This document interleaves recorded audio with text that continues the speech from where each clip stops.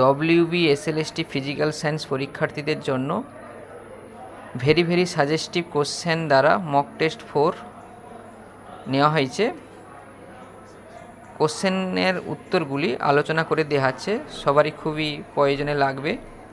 এবং বলে রাখি, এই কোশ্চেনগুলোর মধ্যে অনেক কোশ্চেন পরীক্ষায় পাওয়া যাবে। প্রথম কোশ্চেন, Cr(C2O4) 3 যৌগে সিআরের মুখ্য যৌগিতা এবং গৌণ যৌগিতা কত? তাহলে মুখ্য যৌগিতা মনে জারণ সংখ্যা এবং গৌণ যৌগিতা মনে লিগ্যান্ড সংখ্যা। তাহলে আমরা যদি জারণ সংখ্যা দেখি, এখানে ক্রোমিয়ামের জারণ সংখ্যা হবে 3+3, আর লিগ্যান্ড সংখ্যা হচ্ছে 6। যদিও C2O4 3টা লেখা আছে, কেন C2O4 হচ্ছে বাইডেন্টেড লিগ্যান্ড, এইখানে 3 দিয়ে 6টা লিগ্যান্ড, অর্থাৎ হবে অপশান সি +3 এবং 6। তাহলে একের সি অপশান, মুখ্য যৌগিতা মানে জারণ সংখ্যা +3, গৌণ যৌগিতা মানে লিগ্যান্ড সংখ্যা 6।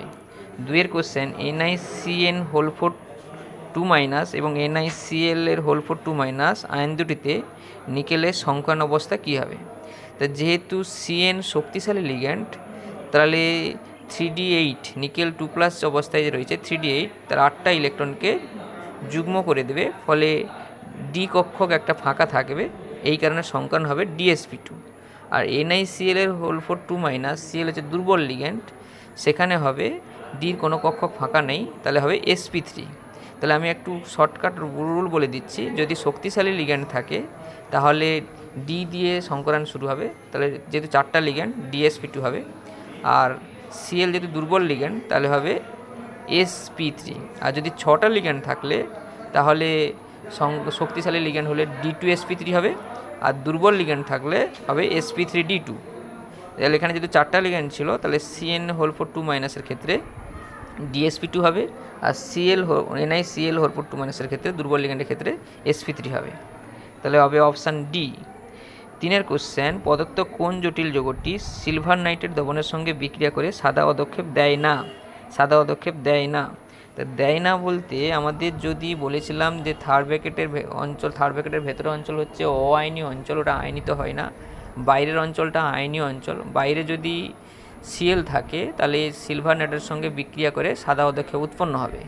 যেরকম আমরা প্রথম অপশানে 3টা বাইরে Cl রয়েছে, তাহলে 3 মোল AgCl উৎপন্ন হবে। দ্বিতীয়টাতে 1 মোল Cl বাইরে আছে, একটা Cl বাইরে রয়েছে, তাহলে 1 মোল AgCl উৎপন্ন হবে। তৃতীয়টাতে কোনো Cl বাইরে নেই, তাহলে আয়নিত হবে না, তাহলে AgNO3 দ্রবণ যোগ করলে AgCl অধক্ষেপ পাবো না। আর 4 নম্বরটাতেও একটা Cl বাইরে রয়েছে, 1 মোল AgCl অধক্ষেপ পাবো। তাহলে কোনটাতে AgCl অধক্ষেপ পাওয়া যাবে না? Option C. 4-এর কোশ্চেন, কোন জটিল যৌগ একই সঙ্গে জ্যামিতিক এবং আলোকীয় সমতা দেখাবে? তাই জ্যামিতিক সমতা যদি আমরা প্রথমটা দেখি, তাহলে প্রথমটাতে সিস ট্রান্স জ্যামিতিক সমতা পাওয়া যাবে, দুটো জ্যামিতিক সমতা পাওয়া যাবে, কিন্তু বর্গ সমতলের স্ট্রাকচারে আলোকীয় সমতা হয় না। তারপরে বি অপশানে PTEN(3), এখানে আলোকীয় সমতা পাওয়া যাবে কিন্তু জ্যামিতিক সমতা পাওয়া যাবে না। সিতে PTNH3Cl3, এখানে জ্যামিতিক সমবায়িতাই পাওয়া যাবে না। ডিতে PTEN(2Cl2), এখানে হচ্ছে সিস ট্রান্স দুটো জ্যামিতিক সমবায়িতা পাওয়া যাবে। আর সিসটা আলোক সক্রিয় হয়, অষ্টতলক সিস্টেম, যেহেতু অষ্টতলক সিস্টেম, EN মানে বাইডেন্টাল লিগ্যান্ড 4টা আর 2 6টা, তাহলে এখানে কিন্তু একটা আলোক সিস যৌগ যেটা, তার আলোকীয় সময়তা পাওয়া যাবে। তাহলে এই ডি অপশানে আলোকীয় সমতাও পাওয়া যাচ্ছে, জ্যামিতিক সমতাও পাওয়া যাচ্ছে, তাহলে 4-এর হবে ডি অপশান। 5-এর কোশ্চেন, প্যারাম্যাগনেটিক জটিল যৌগ কোনটা হবে? তাহলে প্যারাম্যাগনেটিক হতে গেলে আমাকে ডি আংশিক মানে অযুগ্ম ইলেকট্রন থাকতে হবে। আমাদের যে অপশানগুলো দেওয়া আছে তাতে Ni2+ মানে 3D8, আর Zn2+ 3D10, আর CO3+ 3D6। তাহলে আমাদের সেটা যদি দেখি, তাহলে জিঙ্কটা বাদ দিলে বাকি সবগুলোতে কিন্তু অযুগ্ম ইলেকট্রন থাকার সম্ভাবনা রয়েছে, কিন্তু শক্তিশালী লিগ্যান্ড থাকলে অযুগ্ম ইলেকট্রনগুলো যুগ্ম হয়ে যায়। যেরকম CO শক্তিশালী লিগ্যান্ড, NH3 শক্তিশালী লিগ্যান্ড, তাহলে সব ইলেকট্রন যুগ্ম করে দেবে। একমাত্র জল যেটা রয়েছে লিগ্যান্ড NiH2(6), এখানে কিন্তু দুর্বল লিগ্যান্ড হওয়ার কারণে 3D8-এর ইলেকট্রন বিন্যাস যদি দেখি, 3টা যুগ্ম হবে, 2টা অযুগ্ম হবে। তা 2টা অযুগ্ম থাকার কারণে এটা হবে প্যারাম্যাগনেটিক, তাহলে 5-এর হবে এ। 6-এর question, diamine dichlorido ethylene diamine cobalt 3 ক্লোরাইডে মোট সমবয়ব সংখ্যা কত? তাহলে এই যদি যৌগটা দেখি, কোবাল্ট NH3(2), Cl2 আর En। তাই এই যৌগটার ক্ষেত্রে আমরা যদি দেখি একটাই তো ইথিলিন ডাইমিন রয়েছে, তাহলে একটা সিস হবে এবং দুটো ট্রান্স হবে, কারণ দুটো সিএলকে ট্রান্সে রাখলে একটা ট্রান্স হবে আর দুটো এনএস থেকে ট্রান্সে রাখলে একটা ট্রান্স হবে। তাহলে একটা সিস আর দুটো ট্রান্স জ্যামিতিক সমবেতা পাওয়া যাবে। আর সিস যৌগটারই আলোক্য সমবেতা পাওয়া যায় কিনা সেটা অপ্রতিসম হওয়ার কারণে। তাহলে মোট সমবেতা সংখ্যা যেহেতু জিজ্ঞেস করেছে তাহলে উত্তর হবে 4। যদি শুধু জ্যামিতিক সমবেতা জিজ্ঞেস করতো তাহলে 3টা হতো, যেহেতু মোট সমবেত সংখ্যা জিজ্ঞেস করেছে উত্তর হবে 4। 7 কোশ্চেন, ক্ষারীয় মাধ্যমে KMnO4 তুল্যাঙ্ক ভার কত হবে? তাহলে ক্ষারীয় মাধ্যমে KMnO4 MnO2 হয়, আম্লিক মাধ্যমে KMnO4 Mn2+ পরিণত হয়, আর ক্ষারীয় মাধ্যমে KMnO4 MnO2 হয়। তাহলে এখানে যদি আমি আধানের জারণ সংখ্যার পার্থক্য দেখি, KMnO4 Mn+7 অবস্থায় রয়েছে আর MnO2তে Mn+4 অবস্থায় রয়েছে। তাহলে জারণ সংখ্যার পার্থক্য হবে 3, অর্থাৎ 3টা ইলেকট্রনের ব্যাপার। সেই কারণে এর আণবিক ভরকে 3 দিয়ে ভাগ করতে হবে। তাহলে আণবিক ভর হচ্ছে পটাশিয়ামের 39, ম্যাঙ্গানিজের 55, অক্সিজেনের 16/64, মানে 158। 158কে যদি আমরা 3 দিয়ে ভাগ করি উত্তর হবে 52.67, অর্থাৎ অপশান নম্বর সি। চলে আসি আম্লিক মাধ্যমে 1 মোল KMnO4কে বর্ণহীন করতে যত মোল H2O2 প্রয়োজন। তাহলে আমরা যদি KMnO4 আম্লিক মাধ্যমে Mn2+ হয়, অর্থাৎ 5টা ইলেকট্রন, আর H2O2 O2তে পরিণত হয় তাহলে 2টা ইলেকট্রন। তাহলে ইলেকট্রন সংখ্যা ব্যালেন্স করতে হলে KMnO4কে 2 দিয়ে গুণ করতে হবে, H2O2কে 5 দিয়ে গুণ করতে হবে, অর্থাৎ 2 মোল KMnO4 মানে 5 মোল H2O2। তাহলে 1 মোল KMnO4 মানে কী হবে? 5/2 H2O2। খুব সহজে বোঝা চেষ্টা করো। তাহলে 2 মোল KMnO4 মানে 5 মোল H2O2, তাহলে 1 মোল KMnO4 হবে 5/2 H2O2, অর্থাৎ option C. 8 C. 9 question, 2SO2O3 2- I + I2 থেকে SO4O6 2- + 2I- এই জগতে Na2SO3 5H2 তুল্যাঙ্ক ভার কত? তাহলে এখানে যদি আমরা ইলেকট্রনের দেখি, হিসাবটা দেখি, তাহলে I2 থেকে 2I- সহজে আমরা দেখতে পাচ্ছি দুটো ইলেকট্রন। তাহলে হবে কি 2SO3 2- থেকে SO4 2- এটাও দুটো ইলেকট্রন হবে। আর তাহলে 1 মোল S2O3 2- হলে কত হবে? একটা ইলেকট্রন। তাহলে এখানে ইলেকট্রন ট্রান্সফার 1 মোলের জন্য হবে একটা। এটা ভুল করে 2 ইলেকট্রন ভাগ করলে হবে না, কারণ 2 মোলের জন্য দুটো ইলেকট্রন, তাহলে 1 মোলের জন্য কত হবে? একটা ইলেকট্রন হবে। তাহলে এর আণবিক ভর যদি দেখি Na2H2O3 5H2 248 হবে। তাহলে 248কে যদি 1 দিয়ে ভাগ করি উত্তর হবে 248। তাহলে 9 এ। 10 question, KBrO3 + KBr6HCl 3Br2 + 6KCl 3H2O এটা কী ধরনের বিক্রিয়া? এখানে যখন দেখি 10 KBrO3তে Br হচ্ছে +5 অবস্থায় রয়েছে, আর KBrএ Br মাইনাস অবস্থায় রয়েছে -1, সেখান থেকে Br2 ডান দিকে যেটা হয়েছে 0, অর্থাৎ দুটো একটা জারণ অবস্থা বেড়ে, মানে দুটো ভিন্ন ভিন্ন জারণ অবস্থা থেকে একবার বেড়েছে জারণ সংখ্যা, একবার কমেছে। এই বিক্রিয়াকে আমরা বলি ডিসপ্রপোর্শন বিক্রিয়া, অর্থাৎ 10 বি। মানে দুটো একই মৌল দুটো ভিন্ন জারণ অবস্থা থেকে যখন একটি জারণ অবস্থায় পরিণত হয় তাকে আমরা ডিসপ্রপোর্শন বিক্রিয়া বলি। 11 কোশ্চেন, 2SO2 + O2 থেকে 2SO3 ডেলেজ নেগেটিভ, মানে এটা হচ্ছে তাপদায়ী বিক্রিয়া, অর্থাৎ তাপ উৎপন্ন হয়। তাহলে SO3 উৎপাদন বাড়াতে গেলে তাহলে আমাকে উষ্ণতা কমাতে হবে, উষ্ণতা হ্রাস করতে হবে। আর এখানে যদি আমরা দেখি চাপের মান, বাম দিকে মোল সংখ্যা যদি বেশি তাহলে চাপ বেশি, ডান দিকে মোল সংখ্যা কম তাহলে চাপ কম। তাহলে SO3 উৎপাদন বাড়াতে গেলে চাপ আমাকে বাড়াতে হবে, চাপ বাড়ালে চাপ কমের দিকে হবে, অর্থাৎ SO3-র দিকে বিক্রিয়া যাবে, তাহলে আমাদের চাপ বৃদ্ধি পাবে। তাহলে উষ্ণতা হ্রাস এবং চাপ বৃদ্ধি, অর্থাৎ উষ্ণতা কমালে যেহেতু তাপদায়ী বিক্রিয়া সম্মুখী বিক্রিয়া হবে, আর চাপ বৃদ্ধি করলে যেহেতু সামনের দিকে বিক্রিয়া চাপ কম, তাহলে চাপ কমের দিকে হবে, অর্থাৎ SO3 উৎপাদন বাড়বে। তাহলে অপশান হবে বি, উষ্ণতা হ্রাস এবং চাপ বৃদ্ধি। চলে আসি 12 কোশ্চেন, C2CO + O2 থেকে 2CO2 বিক্রিয়ার KP/KCর মান কত? KP/KCর মান যেটা হবে সেটা হবে তোমার, এখানে যদি KP = KC × RT⁻∆Ng, এখানে ∆Ngর মান যদি দেখি, ∆Ng মানে গ্যাসীয় বিক্রিয়াজাত পদার্থের মোল সংখ্যা মাইনাস গ্যাসীয় বিক্রিয়ক পদার্থের মোল সংখ্যা।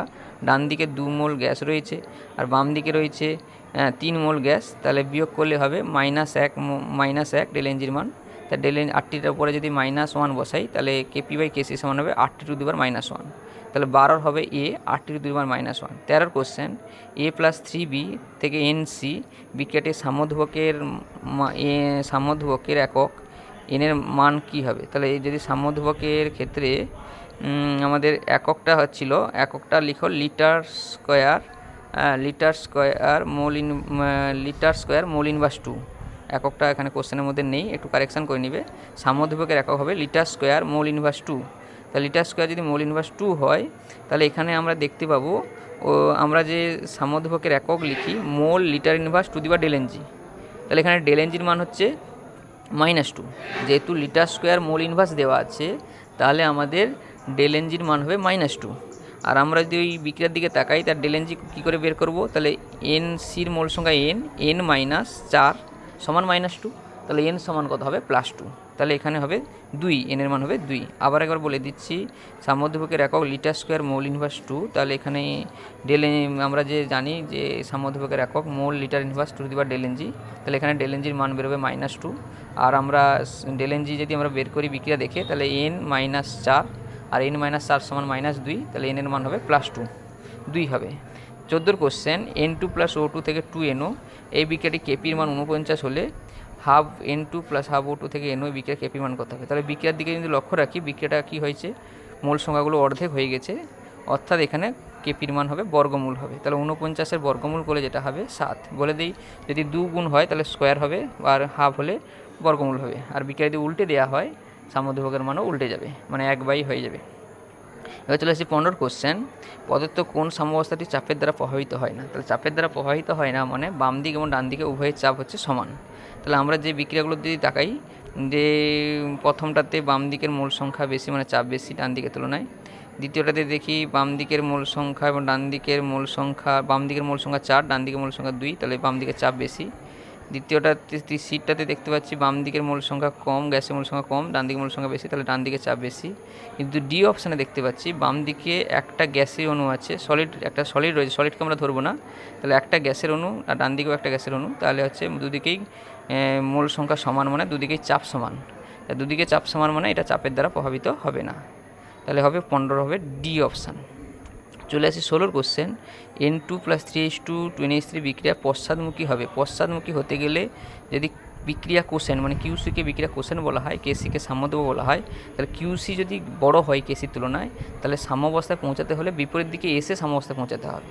আর যদি কিউসির মানের তুলনায় কেসির মান বেশি হয়, তাহলে সাম্যাবস্থা বিক্রিয়াটিকে সামনের দিকে এগিয়ে গেলে সাম্যাবস্থায় পৌঁছাবে, তাহলে 16 হবে ডি অপশান।